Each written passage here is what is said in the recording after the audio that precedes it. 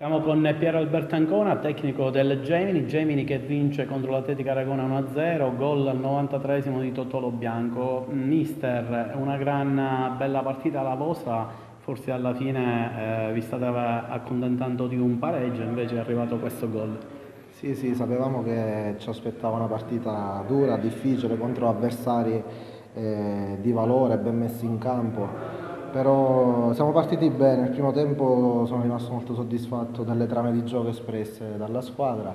Il secondo tempo, nella prima frazione, i nostri avversari diciamo, sono venuti un po', sono entrati in campo meglio di noi, però stavamo comunque riacquisendo un vantaggio territoriale alla ricerca della vittoria e ci ha un po' penalizzato l'espulsione. Certo, dico in 11 contro 10 ci stava anche bene eventualmente il pareggio, però dico ci abbiamo creduto fino alla fine, siamo stati anche fortunati nel calcio, ci sta ogni tanto a essere fortunati e ci prendiamo volentieri questi 3 punti.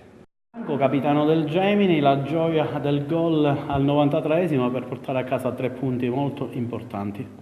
Sì, fare gol è sempre bello, poi fare un gol in questo campo che mi ha dato tante gioie in passato ci teniamo tantissimo, però l'importante è che la squadra ha portato a casa 3 punti e oggi penso che abbiamo fatto una grandissima partita in un campo molto difficile e questo ci dà molta fiducia per il futuro. Speranza, una sconfitta che brucia parecchio, è arrivata al 93esimo, un po' di ingenuità, un derby che era sui binari del pareggio in ogni caso.